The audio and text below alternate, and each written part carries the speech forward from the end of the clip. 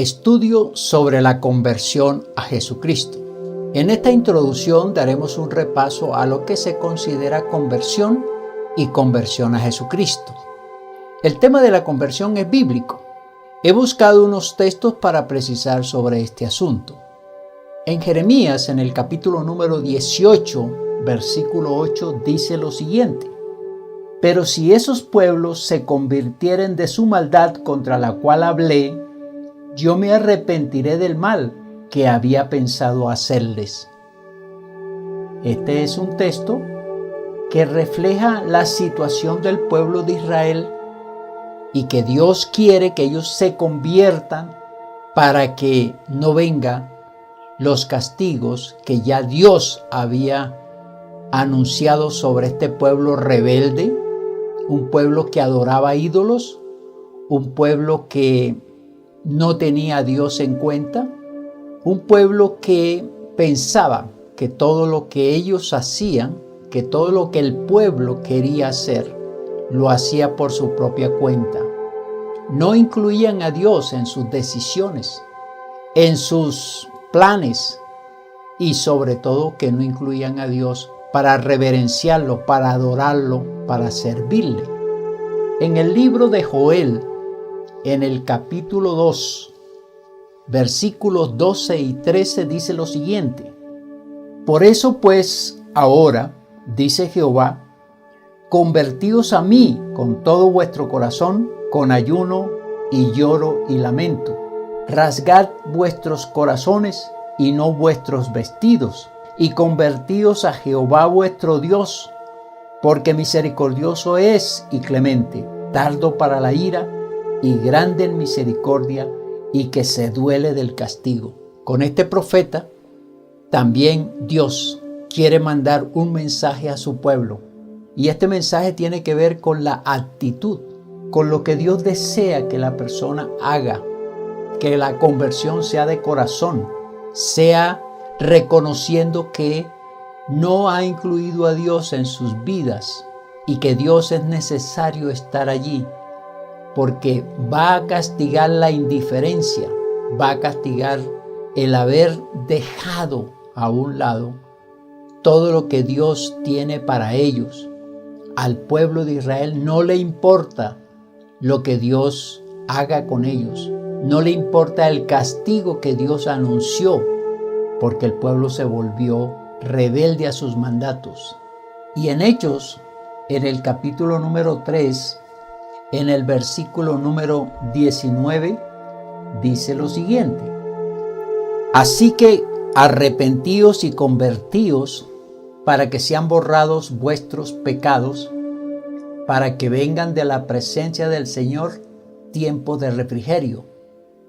Esta amonestación, esta recomendación la hace el apóstol Pedro a todos aquellos que han escuchado el Evangelio del Señor Jesucristo y han sabido por boca de este apóstol que el Señor Jesucristo fue muerto, sacrificado y muerto por los pecados de cada una de las personas. Ellos deben considerar cómo están viviendo y que deben valorar, apreciar el sacrificio del Señor Jesucristo en la cruz y por lo tanto deben arrepentirse y convertirse, porque si no lo hacen no hay perdón de pecados.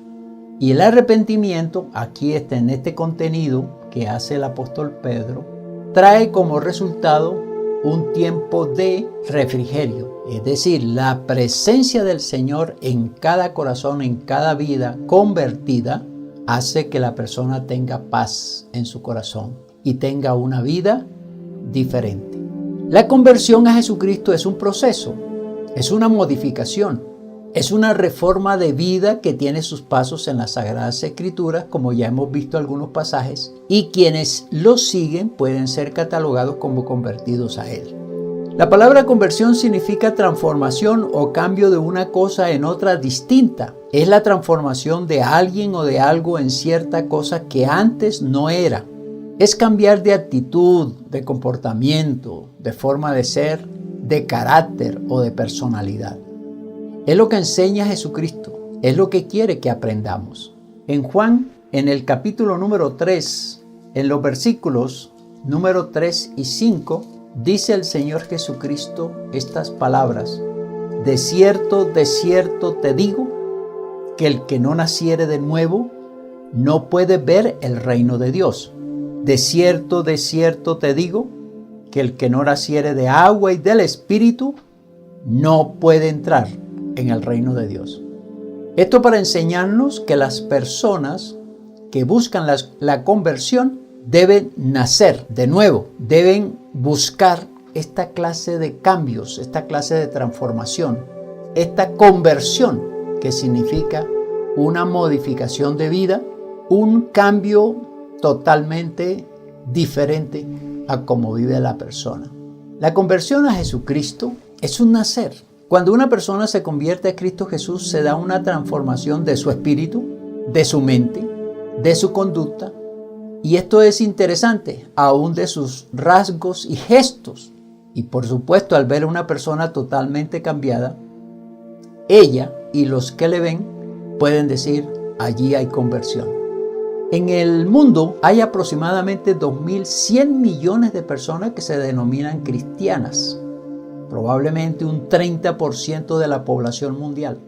Sin embargo, muchas de estas practican el politeísmo, es decir, adoran a Dios, pero también adoran a otros seres, a otras imágenes, a otros dioses. Buscan la hechicería para organizar y para proyectar sus vidas, que se hacen llamar cristianas, pero que tienen unas prácticas que dicen mucho de acuerdo a como lo plantea la Biblia. Entonces podemos decir que no es llamarse cristiano, sino serlo de acuerdo a la palabra de Dios, al texto bíblico. Vamos a mirar en este primer tema que la conversión a Cristo Jesús comienza cuando el malo reconoce que debe cambiar de estilo de vida. Y cuando el malo reconoce que no es bueno, que no está haciendo las cosas bien, que no está viviendo una vida digna, que no está viviendo una vida de acuerdo al planteamiento divino. La conversión evita el castigo eterno. Y es importante cuando la persona se reconoce malo, como pecador, como aquel que va camino al fuego eterno. Cuando el malo reconoce que no es bueno, está entendiendo claramente lo que aparece en la palabra del Señor en el libro de los Romanos, en el capítulo número 3, en los versículos 10 al 12. Como está escrito: no hay justo, ni aun uno, no hay quien entienda, no hay quien busque a Dios. Todos se desviaron, a una se hicieron inútiles. No hay quien haga lo bueno, no hay ni siquiera uno. La calificación de malo es para todos. De esta nadie se escapa, aún ni siquiera los líderes espirituales o religiosos, o aquellos que piensan que recluirse en un monasterio o en sectas evitan el pecado. Así que todo ser humano tiene una tendencia hacia el mal. Esta es la herencia que se recibió en el Edén. En el capítulo número 5 de Romanos, en el versículo número 19 dice: así como por la desobediencia de un hombre los muchos fueron constituidos pecadores, así también por la obediencia de uno los muchos serán constituidos justos. El mal nos viene desde Adán.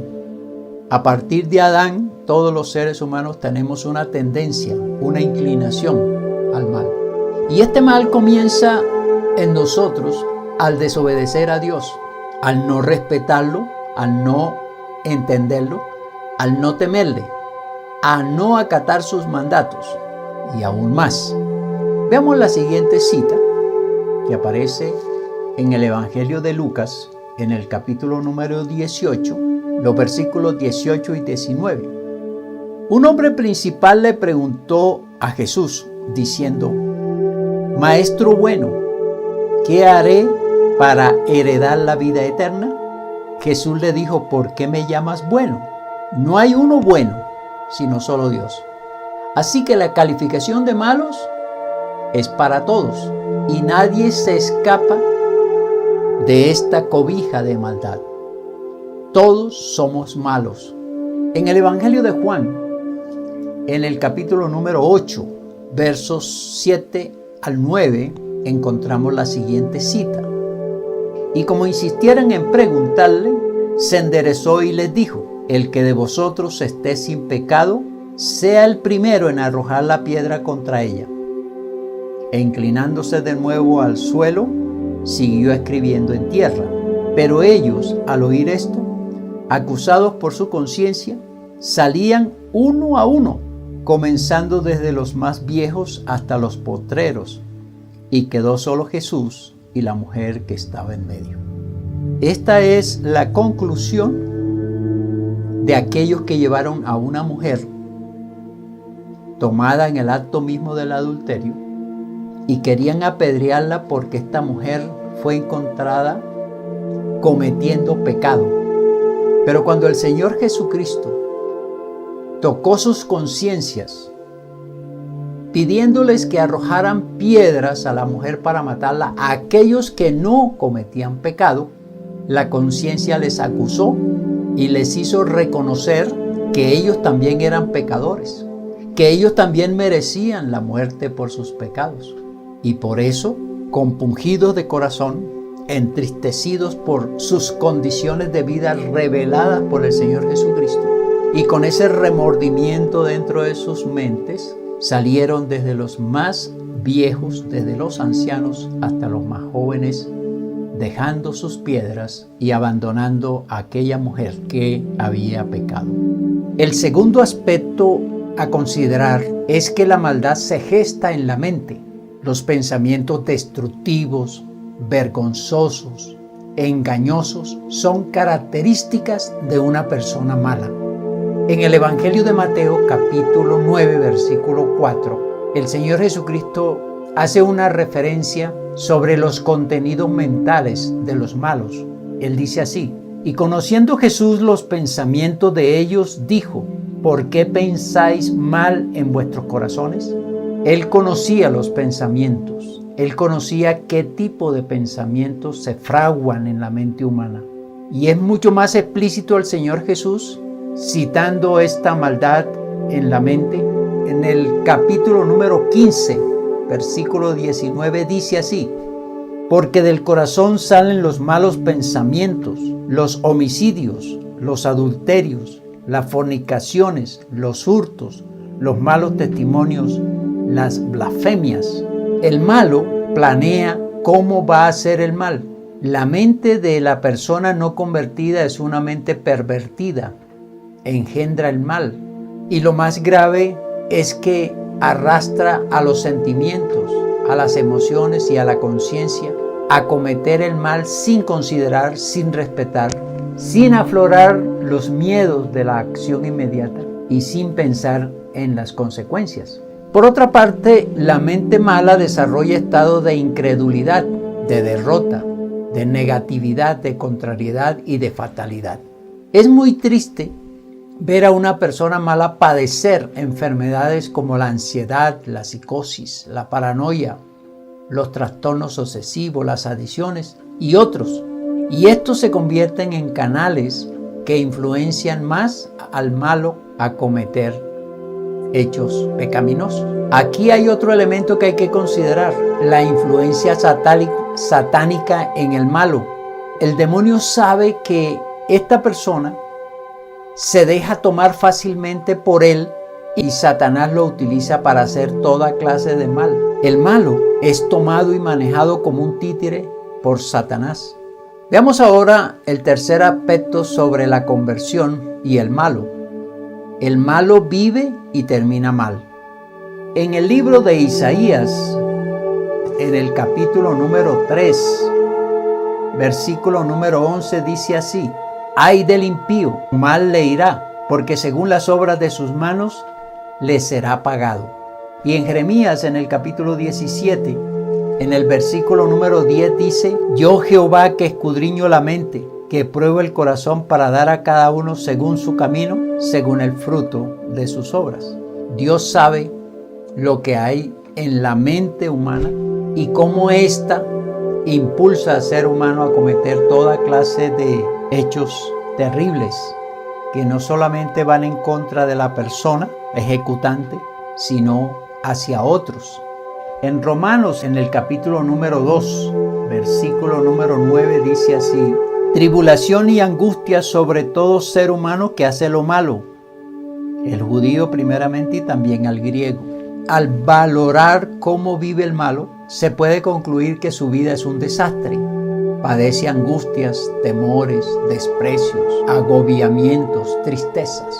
En 2 de Timoteo, en el capítulo número 3, versículo número 13 dice así: mas los malos hombres y los engañadores irán de mal en peor, engañando y siendo engañados.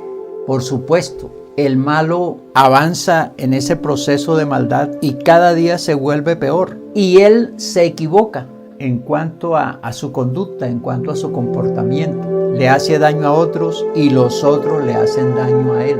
El malo no controla sus impulsos, por eso ocasiona toda clase de mal. Y él mismo sufre por esta clase de vida que lleva.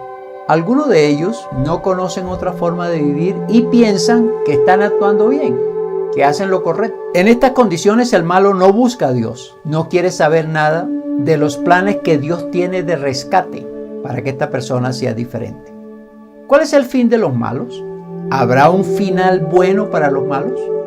Depende de lo que el malo piense de sí mismo, lo que el malo quiera hacer de sí mismo. Hay unas sentencias en cuanto a qué va a pasar con los malos, qué va a pasar con la persona que actúa mal, con la persona que no está arrepentida, no está convertida a Cristo Jesús. En Romanos, en el capítulo número 3, versículo número 23, dice así: por cuanto todos pecaron y están destituidos de la gloria de Dios. El malo no va a tener como fin el entrar en la gloria de Dios. No pertenece al reino de Dios. Por lo tanto, no recibe las bendiciones especiales que Dios tiene para los suyos. Y eso es grave porque el malo vive solo. El malo vive desamparado. El malo que no se arrepiente vive una vida en desgracia. Hay otra sentencia en el libro de Romanos, allí mismo, en el versículo número 23, capítulo 6, dice: porque la paga del pecado es muerte, mas la dádiva de Dios es vida eterna en Cristo Jesús, Señor nuestro.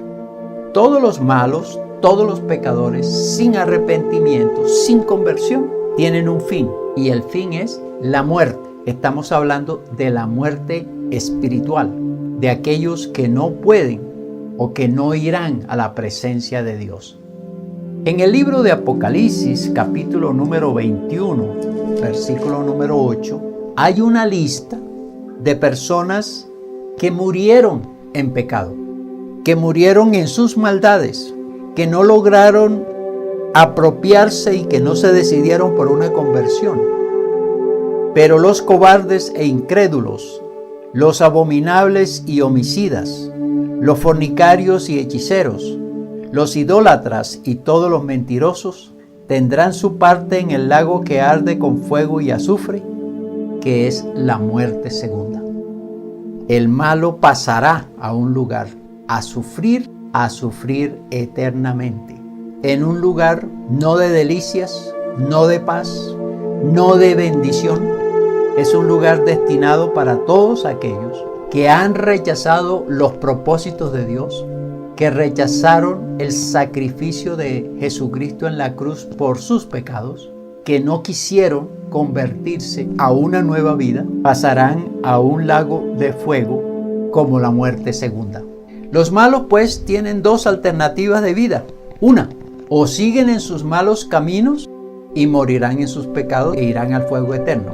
O dos, aceptan que son pecadores, que son malos, que necesitan cambiar de rumbo, que necesitan una conversión y entonces buscan a Jesucristo para decirle: me convierto a ti, quiero cambiar de vida, quiero que tú me transformes, quiero que tú me hagas una persona diferente. Le invito a que haga una oración de entrega, de conversión. Cierre sus ojos allí donde está y repita conmigo esta oración. Señor Jesucristo, Hoy reconozco que soy una persona mala, que soy una persona pecadora, que he entendido tu palabra, que hoy deseo con todo mi corazón convertirme a Jesucristo, porque mi vida es un desastre, mi vida es muy triste, mi vida es dañina para mí y para otros. Hoy reconozco mis pecados y hoy deseo con todo mi corazón que Jesucristo me cambie, que Jesucristo me transforme. Hoy declaro convertirme a Jesucristo y que Él sea mi Señor, mi Salvador.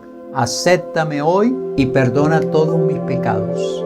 Dame un corazón limpio y enséñame a vivir una vida diferente. Gracias a Dios.